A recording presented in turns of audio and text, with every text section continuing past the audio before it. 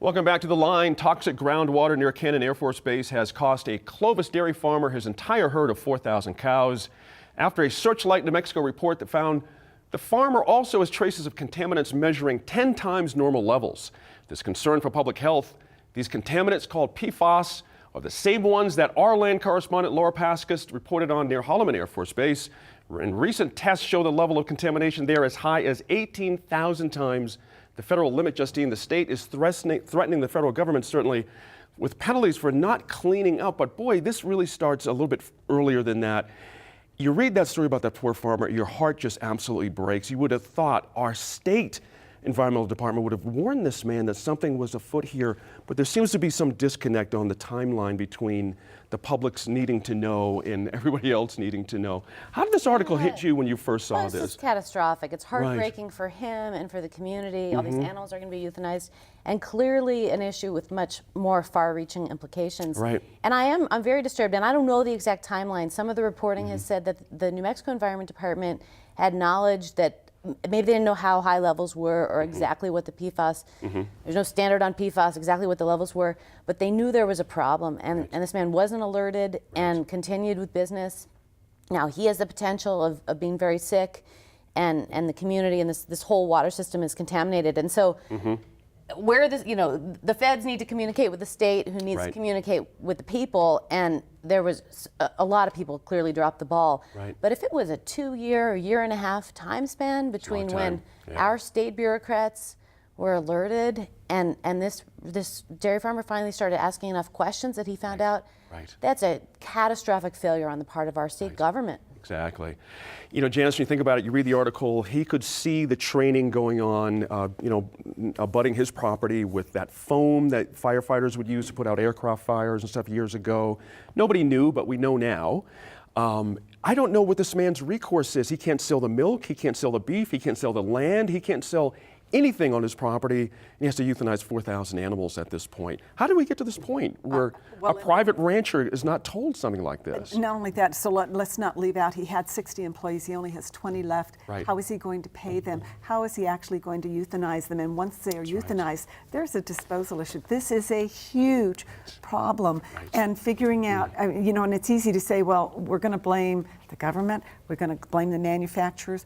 We don't know. And as we look at the health consequences of this issue, and so I'm going to define this. PFAS, PMOA, it's a type of chemical that is used in Teflon. In firefighting, it repels water, heat, and oil.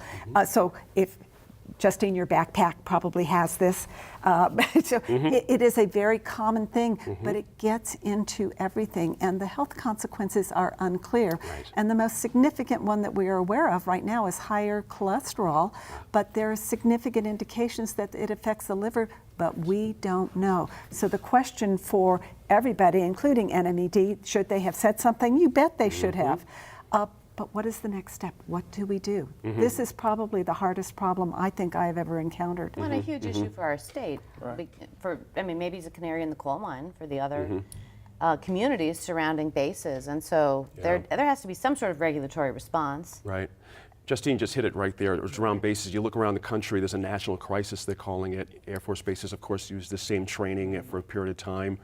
Got the same kind of a problem, and now our delegation is on the scene, so to speak. Our senators and Congress folks are saying, we need some answers here. And we also have, let me throw one more in, somebody who's the head of the Air Force right now has some local tie into here. That would be Dr. Heather Wilson, a former representative for District 1 here.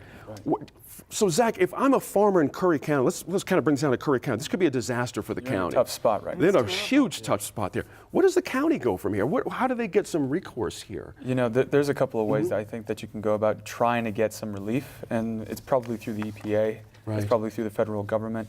And the best way to get kind of some funds going is, when we have, I would call this an environmental issue. I would call this an environmental, disaster, to be honest, because we don't have the proper safeguards in place within our infrastructure to stop things like this, and we don't know until we know, and it's terrible because society kind of catches like that sometimes, where we're using these chemicals in other parts of our day-to-day living Right. that we don't know have the net effect to us. But when we do know, That's right. that's when we have to act then and there. So we should be working with the Environment Department and the Environmental Protection Agency to get some kind of mitigation funds to this person. That would be my response.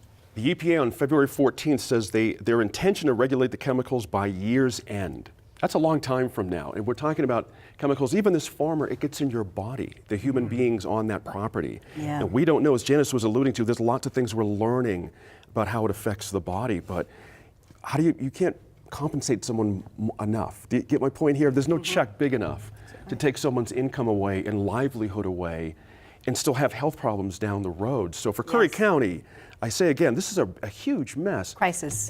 Very much a crisis. How do we get after this outside the delegation? As consumers, is this something we can do? I get confused I mean, I really about think this.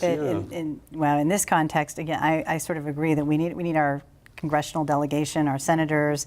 They are the forefront, they are the front in sort of getting the federal government to move on this issue and take interest in particularly New Mexico. Why aren't they coming to New Mexico? I want to know, Right. why aren't they coming and Right. looking at New Mexico? We're not on that list currently. We're It's not on that crazy. list. I don't get that Well, at all. actually, there may be part of an answer that you're not going to like. So we have one rancher, and his family, his livelihood has been decimated, and part of Curry County has.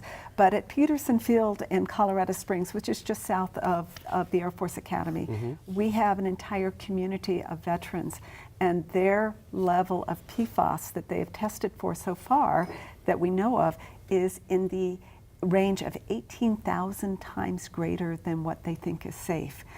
And so there is a larger population that's concentrated.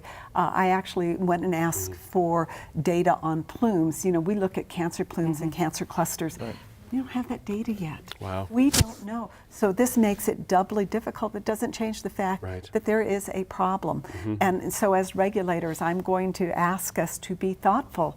If you go to the MCL standard, then your local water system is going to be the one that is financially penalized versus solving the problem. And right now, the only solvent that we have for this are types of carbon filters, but that's only for water. That's Has right. nothing to do with That's right. sludge, has Yeah. nothing to do with what's in the air. That's right. This is we have to come and revisit this again. That's right. Canary in the coal mine was said. This could be the beginning of something. New Mexico's on the forefront of something. They have to wrap that up there for the time being.